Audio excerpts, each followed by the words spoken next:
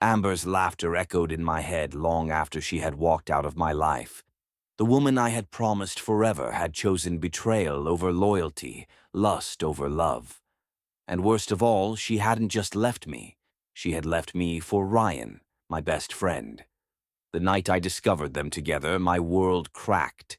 Amber had been acting distant, excuses piling up like discarded promises, late work meetings, sudden weekend trips, lies disguised as obligations. I ignored the signs, convincing myself that love conquered doubt. That illusion shattered when I returned home early from a business trip. Soft moans led me to our bedroom. The sheets, the very ones we had picked out together, were tangled around two bodies. Amber arched beneath him, her nails dragging down his back. Ryan, the man I had trusted with secrets, the brother I never had, moved against her with a familiarity that only came from practice. They hadn't noticed me. Not at first. I stood frozen, anger boiling beneath my skin, fingers curling into fists. My breath must have given me away because Amber's head snapped in my direction. Shock flickered across her face, then something worse, indifference. Ryan didn't even flinch. Instead, he smirked. "You weren't supposed to be back yet," he said, rolling off Amber like this was nothing, like I was nothing. Amber sat up, covering herself with the sheet, as if modesty mattered now. "I was going to tell you," she whispered, voice devoid of guilt. "But I knew you'd make a scene." A scene. That was what she cared about. Not the fact that she had destroyed years of love, not the fact that she had thrown away everything we had built. Rage burned through me, but I refused to let them see me break. I nodded, stepping backward, swallowing every ounce of pain clawing at my throat. "Good luck," I said. Then I walked away. That was months ago. Months of silence, of drowning in fury, of plotting my revenge. They thought they had won, that I would fade away, forgotten like an old memory. But I had no intention of disappearing. The wedding invitation arrived in a sleek white envelope, my name written in Amber's delicate script.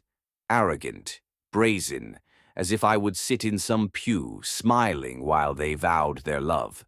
I RSP'd immediately, not as a guest, as the man who would make sure their perfect day ended in ruins.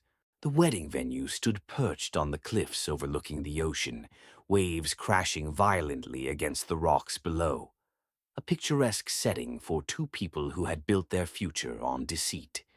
Guests arrived in polished attire, laughter spilling from their lips, oblivious to the storm brewing beneath my calm exterior. Amber had always dreamed of a grand wedding, chandeliers casting golden light, silk-draped tables adorned with white roses, an orchestra playing soft melodies while she walked down the aisle. She had it all now. But she had made one mistake. She thought she had buried me beneath the weight of her betrayal. Dressed in a tailored black suit, I blended in with the crowd, smiling, shaking hands, nodding at familiar faces who had no idea of the reckoning that loomed over this ceremony like a dark omen. I watched the guests take their seats, their chatter a meaningless hum against the roaring anticipation in my chest. Then the music shifted. Heads turned. A hush fell. Amber stepped onto the aisle, arm hooked around her father's. Her dress clung to her curves, white fabric pooling at her feet, a vision of perfection masking the filth beneath. Her lips curled into the same smile that had once belonged to me. But her eyes, those glistening, deceitful eyes, never searched for mine. Coward. Ryan stood at the altar, smug in his confidence, his hands clasped in front of him. He had stolen everything, my love, my trust, my future. And now he stood moments away from sealing it with vows spoken through false devotion. The officiant cleared his throat. The ceremony began. Words blurred together as I steadied my breathing, gripping the small device in my pocket. Every detail had been planned, every piece falling into place with perfect precision. Amber lifted her gaze to Ryan. "I do," she whispered, voice thick with manufactured emotion. Ryan's turn. He grinned, locking eyes with her. I do. Silence, then applause. Cheers. The officiant beamed. You may now kiss the bride. Ryan cupped her face, leaning in. Their lips met, sealed in betrayal, bound by selfishness. I rose from my seat. The large screen behind them flickered to life. Gasps rippled through the crowd as images flashed, a series of secret meetings, hotel room trysts, bodies tangled in passion. But not of Amber and Ryan. Amber and another man. Another betrayal. Amber's body went rigid. Ryan's expression collapsed into disbelief. The room erupted in whispers, shock waves spreading like wildfire. I stepped forward, slow, deliberate. Congratulations, I said, my voice slicing through the stunned silence. Looks like history repeats itself. Amber staggered back, her veil slipping from her hair as the images continued flashing on the massive screen behind her. The gasps turned into murmurs, then into full-blown chaos. Guests exchanged horrified glances, some covering their mouths, others whispering furiously among themselves. Ryan turned toward the screen, his face twisting in disbelief as he watched Amber with another man. Hotel beds, stolen kisses, secret rendezvous captured in crisp detail. His hands curled into fists, veins bulging at his temples as realization struck. You! His voice cracked barely above a whisper. Then it exploded. You cheated on me. Amber's lips parted, her gaze darting between Ryan and the screen, searching for an escape.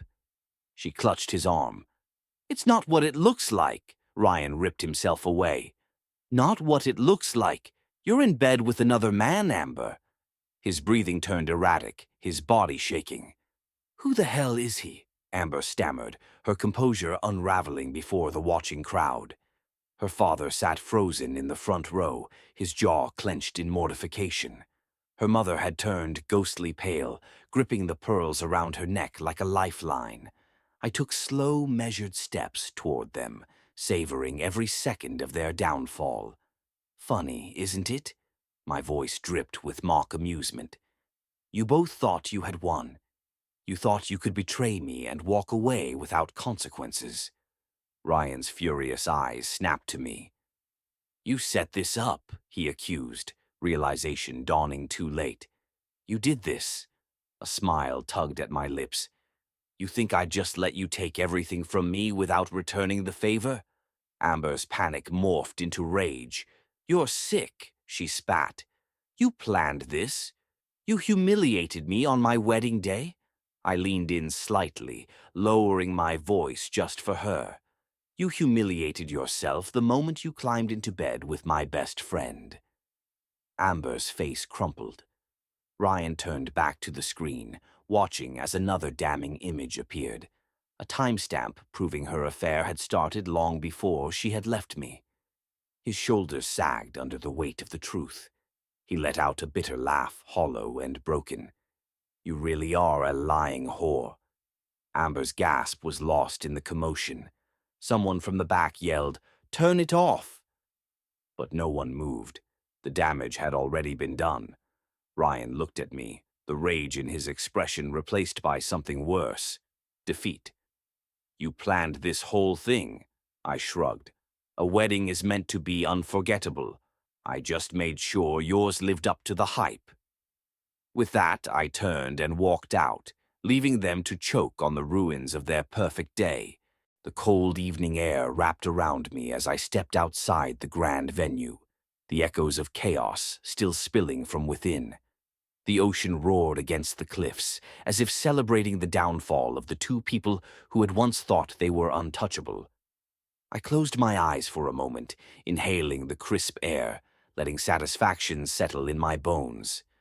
Months of planning, countless sleepless nights spent orchestrating this downfall, had all led to this perfect moment. And now, it was over, or so I thought.